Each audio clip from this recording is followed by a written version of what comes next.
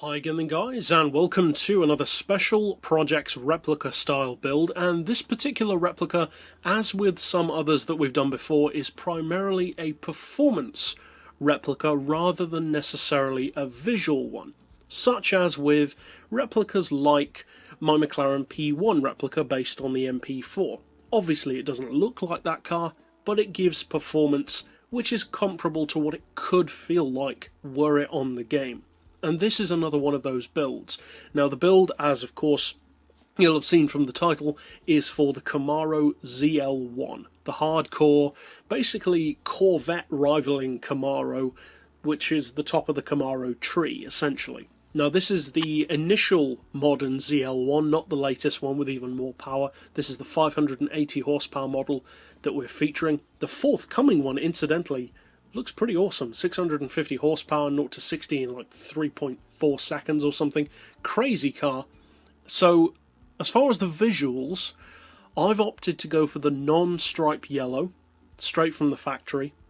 The stock rims, because they look pretty close to the ZL1's wheels. And I have fitted, as you'll have seen, the ducktail style wing on the back. I've opted to leave it there though.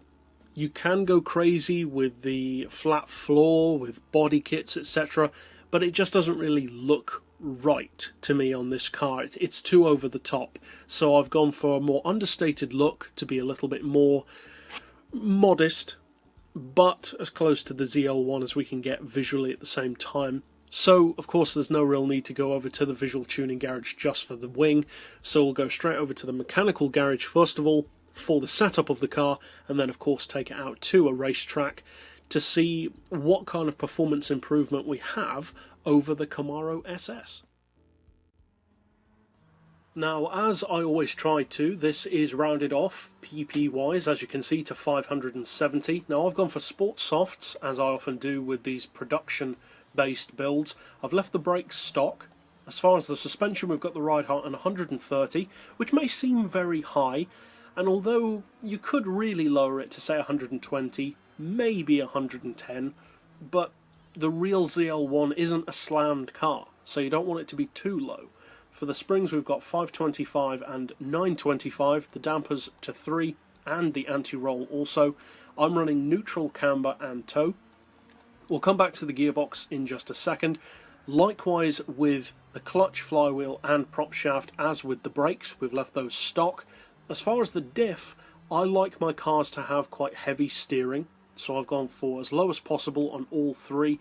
If you do want the car to be a little bit more loose and more tail happy though, which is arguably more appropriate to the car, then increase in particular your acceleration sensitivity. As far as the power of the car, we are of course running 580 horsepower like the real vehicle. We do have an oil change, and I've gone for the Stage 3 engine tune, sports computer, sports exhaust, manifold, cat, intake tuning and supercharger, and then we've reduced it down to 87.2% power. And as far as the weight, you want to add 113 kilos of ballast, which I've put 14% towards the rear of the car to round it off PP wise, and also to bring us up to the actual weight of the real car, which is a pretty hefty 1868 kilos. Incidentally, I am also, as you can see, running maximum downforce, although you don't have to do that. And as far as the gearbox, we are running the real ratios of the ZL1, but in order to reach them, you do need to do a gearbox flip, and you need to flip it from 4.5. So in order to do that, for those who are unfamiliar, take your auto setting to 205, then come down to your final drive, set it to 4.5, then come back to your auto setting, click it down and up a peg back to 205, and then that will allow you to reach these individual gears of 266, 178, 1.3, 1, 800 and 630 with a final drive of 373. So that's it overall for the mechanical replica of the ZL1. Now let's finally take it out to a track to see how it handles itself with more power and also significantly more weight. Now visually, of course, there's much more that I would have liked to have been able to do to this car to make it look more accurate to the ZL1, which I personally think is a very good looking car, but the body kits that we have on the game just aren't accurate enough. They're way too over the top. So you can fit those if you think that they're better. I just personally don't.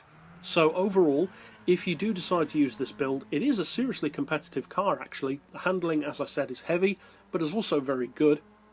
And it is, as you'd expect, quick. It also handles itself, its power, its weight extremely well. And of course, if you want to keep up with other builds like this, replicas, and also customs in the future, hit subscribe down below to hit those as soon as they're released. But for now, as always, thanks for watching.